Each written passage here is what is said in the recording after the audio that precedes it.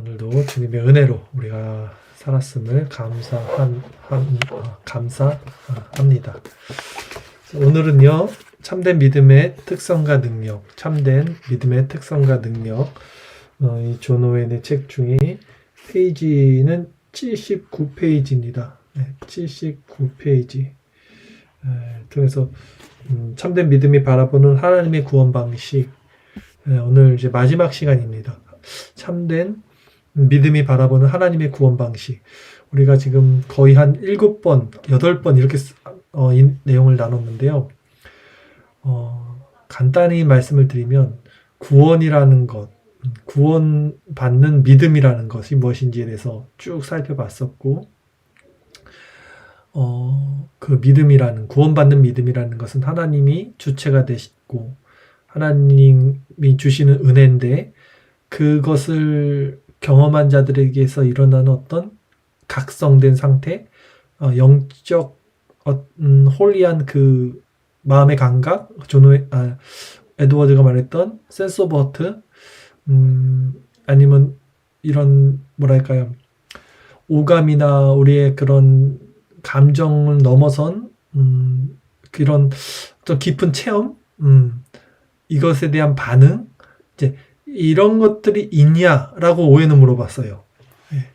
그 어떤 신령한 깊은, 그리고 그것을 통해서 하나님께 영광을 돌리고 하나님을 영화롭게 하나님을 영화롭게 하는가.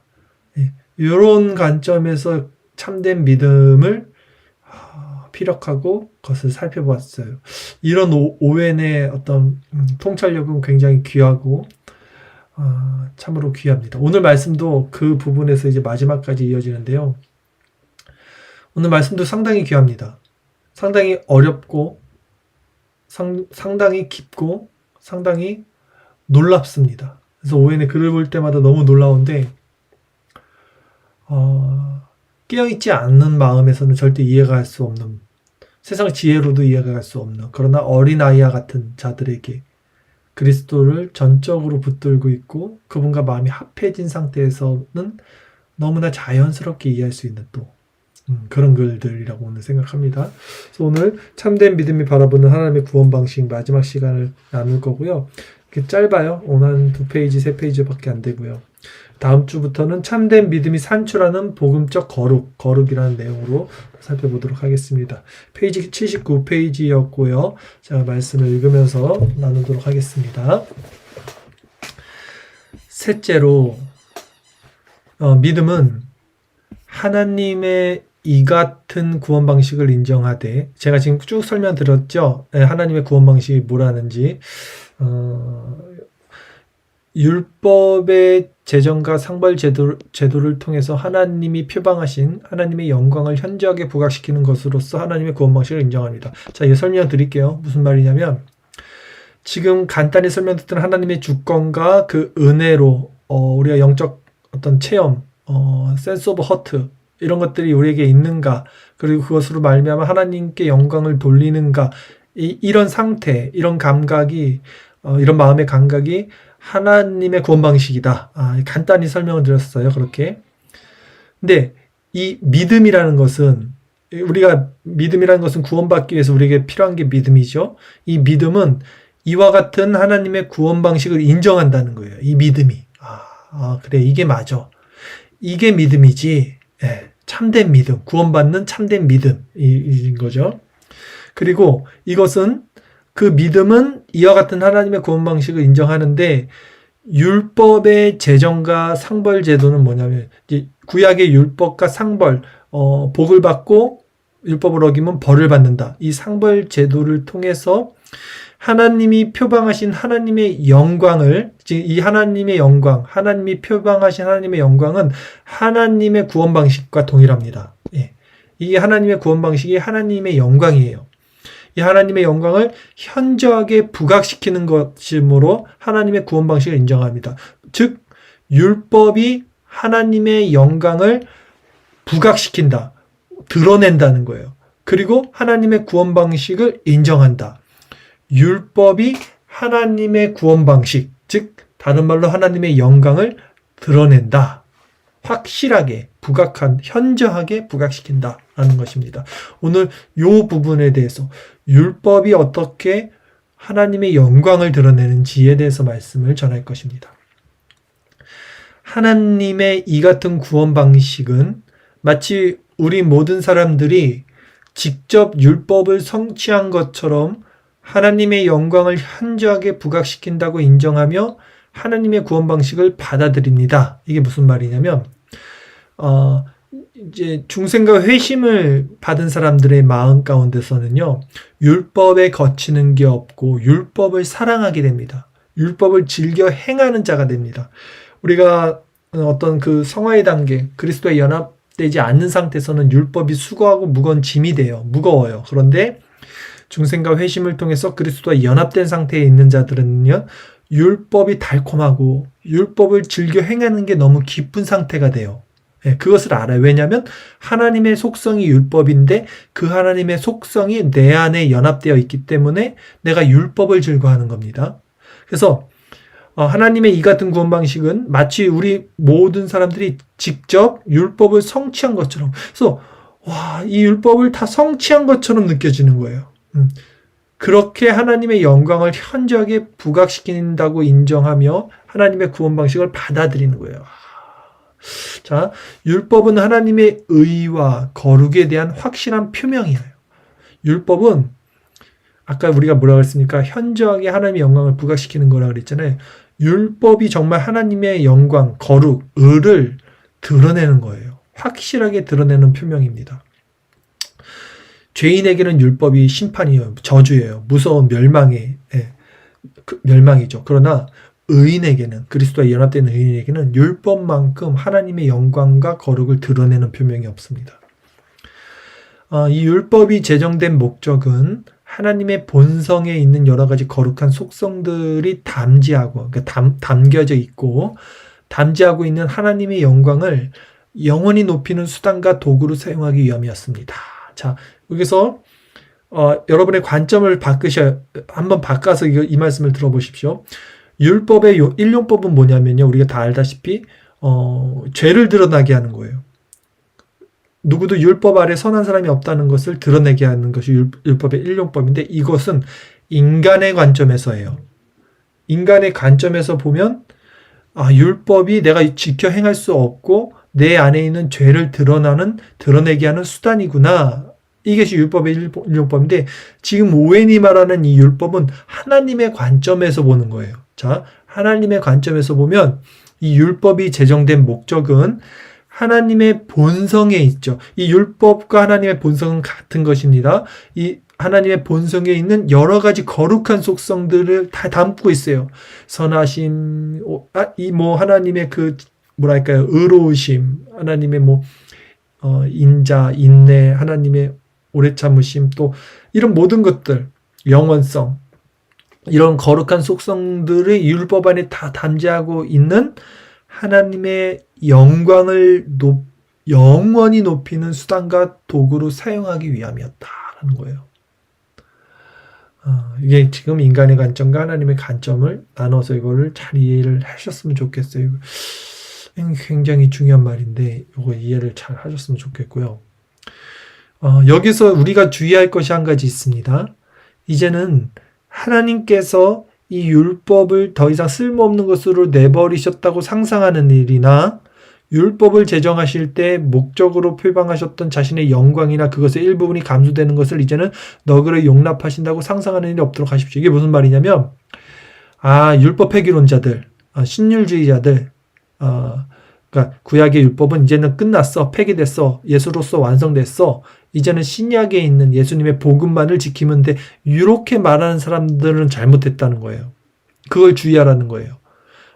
하나님의 율법을 더 이상 쓸모없는 것으로 내버리셨거나 상상하지 말라. 또 율법을 제정하실 때 목적으로 표방하셨던 자신의 영광, 맞죠? 하나님의 영광을 가장 잘 드러내는 현저하게 부각시키는 것이 율법인데, 이것이 감소되는 것을 너그럽게 용납하신다고 상상하는 일이 없도록 하십시오. 뭐냐면, 그리스도를 내가 십자가에서 믿었더니 그리스도의 그 복음이 날 다 용서하고 사랑하고 나는 이제 구원받았네.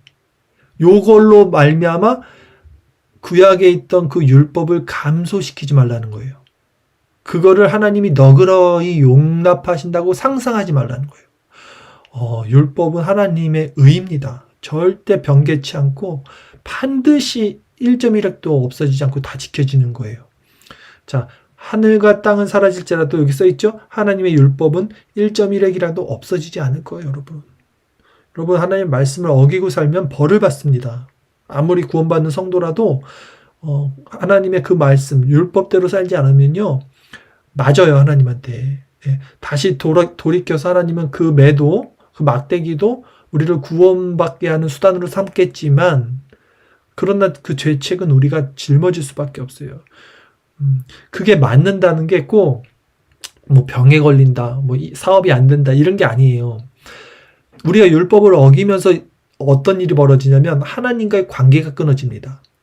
하나님과의 관계가 끊어지는 그 상태는 지옥이에요. 그게 벌이에요. 그게 가장 큰 벌이에요. 사업 안 되고 뭐 건강해지고 이거는 문제가 되지 않습니다. 하나님과의 관계가 끊어지고 더 이상 하나님의 음성이 들리지 않아요. 이 sense of hurt, 하나님과 연결된 그 마음이 일어나지 않아요. 그 좁은 길을 찾아갈 수가 없어요. 그 상태보다 더 큰 벌이 어디 있습니까? 하나님과 단절된 그 상태가 이미 벌인 거예요. 그렇기 때문에 우리는 날마다 깨어서 기도하고 말씀 묵상하고 그 율법을 순종하고 주야로 묵상하고 좌우로 치우치지 않아야지 복을 받는다라는 것을 꼭 기억하십시오. 법이 목적으로 삼고 있는 하나님의 영광이 확실하게 확보되지 않는데도 자신의 구원만을 소원하거나 즐거워할 수 있는 신자는 이 세상에 단 한 사람도 없습니다. 요즘 반율법주의 어떤 그런 구원파적인 신앙이 문제죠. 바로 이런 것입니다. 예. 우리가 그 율법이 목적으로 삼고 있는 하나님의 영광, 하나님의 그 영광을 우리가 맛보지 못하고 확실하게 마음 가운데 심겨져 있지 않음에도 불구하고 나는 구원받았다는 거예요. 예. 그럴 수는 없다. 그런 사람은 한 사람도 없다라는 것입니다. 자신이 구원을 받기 위해서라면 하나님은 하나님의 영광 중 일부분이 실추되는 것쯤은 얼마든지 감수하여야 한다는 식으로 희망하는 신자는 이 세상에 단 한 사람도 없습니다. 그쵸? 이런 구원파적이고 이런 자기중심적이고 하나님은 나를 사랑하셔. 뭐 이런 소리는 좀 조심하셔야 돼요. 내 중심적인 사상. 그래서 내 모든 죄도 하나님은 감수하시고 나를 얼마든지 용서하시고 눈 감아 주실 거야. 절대 그렇지 않습니다. 예. 그건 아닙니다. 신자는 결코 그렇게 하지 않으며, 그렇죠? 또 그렇게 할 수가 없어요. 왜? 하나님의 공의의 속성을 너무나 잘 알기 때문에 죄를 저질렀으면 벌을 받아야죠. 예. 그게 하나님의 속성이죠. 오히려 신자는 전혀 다른 이유로 자신의 구원을 크게 기뻐합니다. 어떤 이유로 기뻐할까요? 신자는 곧 자신의 구원을 통하여 하나님이 절대적으로 보편적으로 그리고 영원히 영광을 받으실 것이라는 사실 때문에 바로 이것이 신자가 자신의 구원을 기뻐하는 가장 중요한 이유. 자, 굉장히 중요한 말입니다. 제가 아까 관점 얘기를 했어요. 그렇죠? 율법이 오는 관점은 인간 편에서는 죄를 드러나게 함이지만 하나님 편에서는 그 율법이 하나님의 의를 드러내는 수단이었잖아요. 마찬가지로 구원도 마찬가지인 거예요. 나 구원 받았어. 이거 내 중심이잖아요. 여기 중심에 내가 있잖아요. 나 지옥 안 가네. 나 천국 가네. 이거 잘못됐다는 거예요. 지금 오해니. 신자는 그게 아니라 다른 이유로 기뻐하는데 구원을 뭐냐면 자신의 구원을 통하여 하나님이 절대적으로 또 보편적으로 모든 세상 가운데 그리고 영원히 영광 받으실 것이라는 사실 때문에 이것이 자신의 구원을 기뻐하는 가장 중요한 이유가 돼야 된다는 거예요, 여러분. 그러니까 자기 자신의 마음을 잘 살펴보세요. 내가 지금 하나님 믿는 게 왜 믿는 건지, 누구를 위해서 믿는 건지. 내가 입으로는 하나님의 영광이라고 말하지만 내가 진짜 하나님의 영광이라고 말한다면 여러분의 삶은 여러분 중심이 아니라 가서 전도를 하고 구제를 하고 다른 사람을 돕고 그리스도의 마음으로 어떤 이런 현상이 일어날 수밖에 없거든요. 근데 말은 그렇게 하는데 여전히 자기한테 이게 집중이 돼 있어. 뭔가가 점검하셔야 됩니다.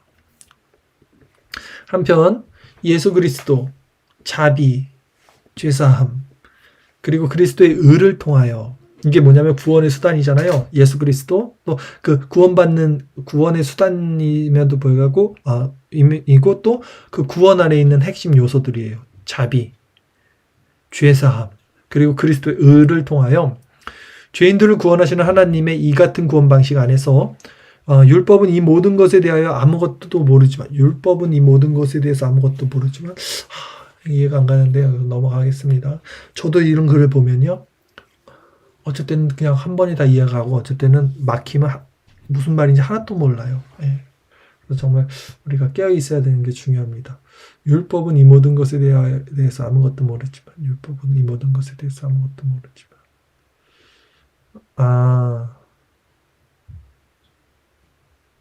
이거죠. 율법과 복음이 있죠. 율법은 정죄하는 거잖아요. 예, 하나님의 공의잖아요. 그렇기 때문에 어떤 이런 하나님의 그리스도 안에 있는 자비와 이런 은혜를 모르지만 이렇게 일을 하겠습니다. 저는. 그러나 믿음은 하나님께서 율법을 제정하실 때 대목적으로 삼으셨던 하나님의 모든 영광이 하나도 실추되거나 감소되는 일 없이 영원토록 확보되고 완전하게 보존되는 방법을 보고 깨닫습니다. 믿음이 복음이고, 이 복음은 율법을 완성시킨다는 거죠. 쉽게 해서. 그래서 율법의 모든 것을 완전하게 깨닫고 그 안에서 기뻐할 수 있다는 것입니다. 즉 복음은 그 방법을 다음과 같이 선포하고 있습니다. 그래서 살펴보겠습니다. 로마서 3장 24절 26절, 그리스도 예수 안에 있는 구속으로 말미암아 하나님의 은혜로 값없이 의롭다 하심을 얻은 자 되었느니라. 이 예수를 하나님이 그 피로 인하여 믿음으로 말미암아 화목제물로 세우셨으니, 이는 하나님께서 길이 참으시는 중에 전에 지은 죄를 간과하심으로 자기 의로우심을 나타내려 하심이니, 곧 이때 자기 의로우심을 나타내사 자기도 의로우시며 또한 예수 믿는 자를 의롭다 하려 하심이라. 이신칭의에 대해서 나온 말씀이죠. 값없이 의롭다함을 칭한다. 또 로마서 8장 2절 4절, 이는 그리스도 예수 안에 있는 생명의 성령의 법이 죄와 사망의 법에서 너를 해방하였음이라. 율법이 육신으로 말미암아 연약하여 할 수 없는 그것을 하나님은 하시나니, 그 죄를 인하여 자기 아들을 죄 있는 육신의 모양으로 보내어 육신의 죄를 정하사 육신을 쫓지 않고 그 영을 쫓아 행하는 우리에게 율법의 요구를 이루어지게 하려 하심이니라. 아멘. 복음이 율법의 완성이 되는 것을 말하고 있죠. 또 로마서 10장 3절 4절, 이스라엘은 하나님의 의를 모르고 자기 의를 세우려고 힘써 하나님의 의를 복종치 아니하였느니라.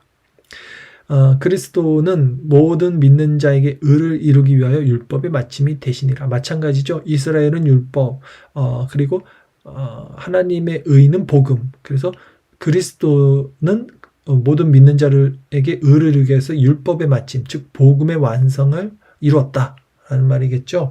그러니까 율법과 복음을 계속해서 이렇게 비교하는 그 성경 구절이었고요. 율법은 이제 복음으로, 구원으로 완성된다. 실질적으로 우리 마음 가운데 어떻게 적용이 되는지 이제 이런 것들을 대해서 또 더 살펴봐야 될 것 같습니다. 믿음은 하나님께서 율법을 제정하실 때 목적으로 삼으셨던 하나님의 모든 영광이 하나도 실추되거나 감소되는 일 없이 하나님의 구원 방식 안에서 영원히 확보되고 완전하게 보존되는 방법을 보고 깨달음으로써 율법이 하나님의 공의로우신가 진실하신가 거룩하심을 이유로 내세우며 하나님의 영광과 죄인의 구원이 조화되고 일치되는 것을 반대하는 모든 반론뿐만 아니라 율법이 제기하는 모든 도전과 참소까지도 능히 물리칠 수 있게 됩니다. 이렇게 길어요, 말이. 이해가십니까? 다시 한번 제가 설명드릴게요. 이 믿음은 뭐냐면요, 하나님의 구원 방식, 이게 믿음이죠. 하나님의 구원 방식, 그리고 하나님의 구원 방식 안에 있는 영광, 이것이 구원받는 참된 믿음이라는 거예요. 이 믿음은 하나님께서 율법을 제정하실 때 목적으로 삼으신 거예요. 그 목적으로 삼으셨던 것이 하나님의 영광이죠. 율법을 통해서 하나님의 영광이 목적으로 삼았다. 이게 무슨 말이냐면 하나님의 영광이 굉장히 높습니다. 그렇죠? 굉장히 높겠죠. 엄청 높고 위대하고 거룩하고 막 찬란하고 영화로울 거 아닙니까? 근데 그 정도 수준의 높음을 드러낼 수 있는 건 율법밖에 없다는 거예요. 왜? 율법이 그만큼 강하잖아요. 율법이 그만큼 높아요. 율법을 지키는 것이 그만큼 어렵고 쉽게 해서 거룩하잖아요. 율법이. 그러기 때문에 이 율법만이 그 하나님의 영광을 드러내는 거예요. 율법이 온전히 지켜짐으로써. 그것이 율법의 제정하신 목적이다라는 것이죠. 율법을 제정하실 때 목적으로 삼으셨던 하나님의 모든 영광이 해서 하나도 실추되거나 감소되는 일 없이 하나님의 구원 방식 안에서 영원히 확보되고 완전하게 보존되는 방법을 보고 깨달음으로써 이것이 우리 성도가 깨달아지는 거예요. 구원받는 성도가 이 율법을 사랑하게 되는 거예요. 그래서 이 율법이 하나님의 공의로우심, 그렇죠? 그리고 진실하심, 거룩하심을 이유로 내세우며 하나님의 영광과 죄인의 구원이 봐봐요. 하나님의 영광과 죄인의 구원은 조화되지 않습니다. 일치될 수 없어요. 하나님은 거룩하시고 인간은 거룩하지 않아요. 근데 이것이 어떻게 조화되고 일치되는가? 그리스도 연합인데 이 하나님의 영광과 죄인의 구원이 조화되고 일치되는 것을 반대하는 모든 반대뿐만 아니라 율법이 제기하는 모든 도전과 참소까지도 능히 물리칠 수 있게 됩니다. 뭐가 물리칠 수 있냐면 믿음이라는 것이 물리칠 수 있다는 거예요. 믿음이. 구원받는 믿음. 하나님의 하나님의 구원 방식이죠. 이것이.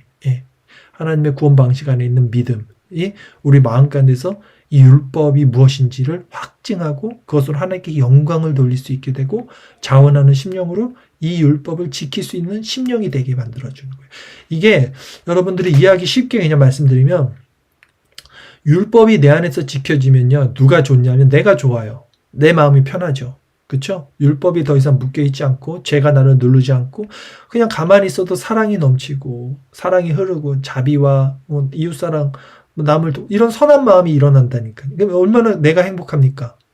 사람은 그 마음이 안 일어나고 죄가 자꾸 일어나서 그래서 힘든 건데 이 죄가 이제 사라지고 그 하나님의 선하심만 내 안에서 이제 확보가 되고 그 율법을 자연스럽게 그러므로 지켜지게 되니까 내가 행복할 거 아닙니까? 내가. 근데 이 내가 행복한 것에서 그러면 성도는 나 행복하다가 아니라 이 행복이 내가 행복한 내가 하나님의 형상이구나. 그래서 하나님이 이렇게 하셨구나. 이게 다 하나님의 하나님이 영광을 받으셔야 되는 거구나. 이게 하나님의 일이구나. 이런 관점의 전환이 생겨서 하나님께 영광을 돌리게 되는 거예요. 어디까지지? 자, 왜냐하면 믿음은 하나님께 탄원하는 자신의 모든 변론 안에 율법을 가장 크게 만족시켜주는 것을 제시할 수 있기 때문에 그렇죠.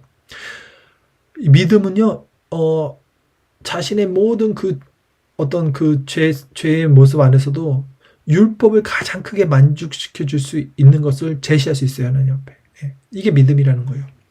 로마서 8장 23절에서 34절에는 율법의 모든 도전과 참소에 능력 있게 응수하는 믿음의 변론이 그렇게 기록되어 있습니다. 이뿐 아니라 또한 우리 곧 성령의 처음 익은 열매를 받은 우리까지도 속으로 탄식하여 양제될 것 곧 우리 몸의 구속을 기다리느니라. 우리가 소망으로 구원을 얻었음에 보이는 소망이 아니니 보는 것을 누가 바라리요. 만약 우리가 보지 못하는 것을 바라면 참음으로 기다릴지니라. 구원받는 사람들은 구원받은 성도 거듭난 성도들은 이 세상을 살아가는 동안 이 소망을 갖게 됩니다. 이 소망은요 눈에 보이지 않아요. 눈에 보이지 않는다는 것이 뭐냐면 이런 물질 세계에 갇혀 있는 것이 아니라는 거예요. 영적인 세계, 상위 차원, 하나님의 속성이에요. 이게 하나님의 속성을 딱 우리가 갖게 된 거예요. 하나님의 속성을 갖게 됐더니 하나님의 속성 안에는 악이 없잖아요. 거짓이 없잖아요. 하나님은 모든 것이 선하니까. 그래서 이것으로 하나님께 영광을 돌리는 상태가 실제적으로 삶 가운데 일어납니다. 그런데 뭐예요? 문제는 뭡니까? 이 겉사람의 소욕, 아직 이 육신의 죄, 정욕, 이생의 자랑, 안목의 정욕, 얘의 찌꺼기들이 남아있어요. 왜? 아직도 이 세상에서 우리 육체가 있기 때문에 그래서 탄식합니다. 예, 속으로 탄식하는데 완전한 하나님의 이 몸의 구속, 그러니까 몸도 구원받는 것을 기다린다는 거예요. 이 영혼, 속사람은 거듭났죠. 중생에서 기뻐요. 로마서에서 바울이 말했듯이. 근데 이 몸은 예수님이 재림할 때 구속을 받잖아요. 그래서 얘 때문에 힘든 거예요. 몸 때문에. 근데 이 몸 때문에 내가 이 몸한테 뭐랄까요? 눌려 살진 않아요. 자유합니다. 죄와 사망, 성령의 생명의 법이 죄와 사망에서 해방이 됐어요. 그래서 이 몸의 구속을 기다리면서도 이 몸으로 일어나는 육체의 소욕을 점점 감소시키죠. 구원받은 사람들은. 계속 경감됩니다. 그래서 육체의 소욕과 그러니까 성령의 소욕과 육체의 소욕이 대적해서 서로 싸운다 그러죠. 그러니까 누가 싸울 수 있냐면 거듭난 사람만 싸울 수 있고 거듭난 사람만 성화될 수 있어요. 그러면서 계속해서 보이지 않는 그 소망을 우리는 바라보게 된다라는 것이죠. 그러니까 여러분이 지금 제가 말씀드린 이 죄와 싸운다는 거, 그리고 죄를 이긴다는 것을 맛보면 이게 얼마나 기쁘고 행복하고, 이게 모든 사람들이 사실은 찾고 있는 그 길인데 이게 그리스도 안에 있는 비밀입니다. 이것이 일어나야 우리 안에. 그리고 이것을 통해서 하나님께 영광을 돌리는 것까지 가면 하나님의 형상으로 우리가 이게 변화가 되잖아요. 성화. 이건 천국입니다. 예. 지금 이런 삶을, 근데 저런 삶 한번 살아보고 싶다. 이게 아니라 이런 삶을 살지 못하면 구원받는 게 아니라고 말하는 거예요. 웬이. 그러니까 얼마나 교회에 있는 모든 많은 사람들이 지금 구원에 들어가지 못한 상태겠냐 이거예요. 그리고 이것을 한번 맛보고 빛의 조명을 받고 나는 그거 맛봤어. 이런 사람들도 엄청 많죠. 그것도 아니라는 거예요. 왜? 성화는 계속해서 지속적으로 자라날 수밖에 없습니다. 하나님을 향한 경향성으로. 죄를 끔찍하게 싫어하고 미워하기 때문에 잠시 그 죄가 주는 그 기쁨에 넘어갈 수는 있지만 그 고통을 그대로 받아내야 되고 그 죄책을 받아내야죠. 그렇죠. 공의로우신 하나님의 속성 가운데. 그러면 다시는 쳐다보고 싶지도 않게 되죠. 그 죄를. 그래서 점점 성화될 수밖에 없어요. 구원받은 사람들은. 이와 같이 성령도 우리 연약함을 도우시나니 우리가 마땅히 빌 바를 알지 못하나 오직 성령이 말할 수 없는 탄식으로 우리를 위하여 친히 간구하시느니라. 마음을 감찰하시는 이가 성령의 생각을 하시나니 이는 성령이 하나님의 뜻대로 성도를 위하여 간구하심이니라. 그러니까 우리 겉사람의 소욕 가운데 있는 때는요, 우리가 이렇게 하나님의 속성을 받지 못해서 무엇을 빌 바를 알지 못해요. 그러나 속사람의 상태, 또 하나님의 속성과 연합된 상태에서는요, 무엇을 빌 바를 알죠.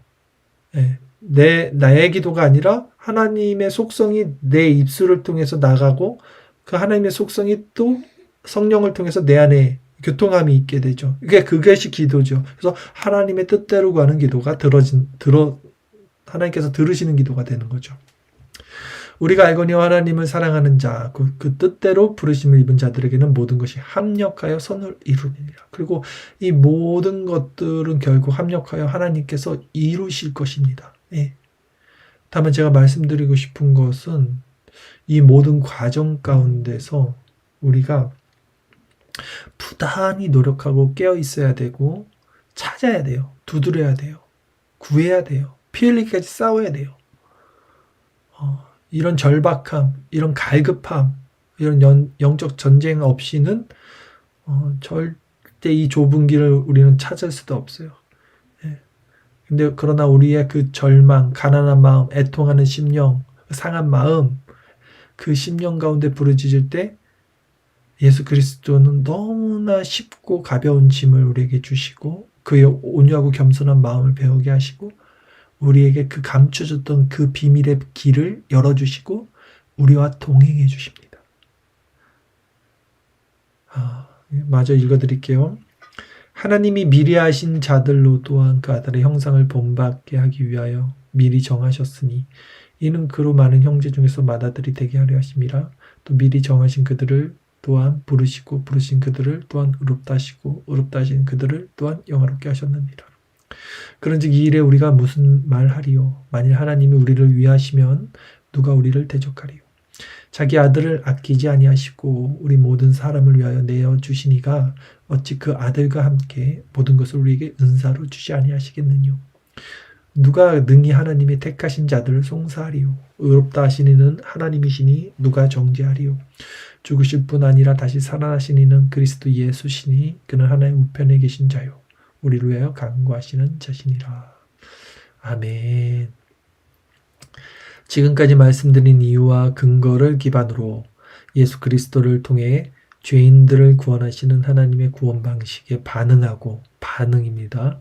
그 구원 방식을 인정하는 것, 바로 이것이 하나님의 택함 받은 백성들의 믿음이 믿는 사람들의 마음과 양심에 자기 자신을 입증하여 그들이 온갖 죄와 시련과 유혹에 맞서 싸울 때마다 그들에게 위로와 위안을 주는 첫 번째 방식입니다. 그랬어요. 오늘 여기까지만 읽겠습니다. 자, 여러분, 청교도 신학자 존 오웬이 참된 믿음이란 무엇인가, 구원받는 믿음이란 무엇인가, 하나님의 구원 방식은 무엇인가에 대해서 이렇게 책을 통해서 써놨습니다. 실상 이런 글을 우리가 읽어도 깨닫지 못한 것은 결국 우리 마음의 문이 닫혀 있기 때문인데요. 이 밤에 우리 이저녁 시간에 우리가 기도할 때 하나님은 복음을 세상 지혜 있는 자들에겐 감추시고 어린아이 같은 자들에게는 열어주신다고 그랬습니다. 이것은 똑똑해서 이해하는 것이 아니에요. 그저 자신이 얼마나 큰 죄인인지, 얼마나 비참한지, 그래서 하나님이라는 부모 없이는 내가 혼자서는 설 수 없다라는 완전한 자각 가운데서 그분을 붙잡는 자들에게 자연스럽게 포도나무에 붙은 가지가 열매를 맺듯이 알게 되는 그런 지식입니다. 그렇기 때문에 이 시간 성령께서 우리 마음을 조명해 주시기를 기도하시고 내 안에 비참함, 죄악 이런 것들이 더 드러나게 해달라고, 그리고 그것이 드러날 때 그것을 회개하는 기도를 들으시고 그 비참함 가운데 우리 수고하고 무거운 짐진 자들을 다 초대하셨던 우리 예수 그리스도, 그 놀랍고 그 아름답고 그 선하신 인자신 우리 그리스도의 십자가를 바라보십시오. 그럴 때 이 모든 영적 신비와 은혜가 선물로서 주어집니다.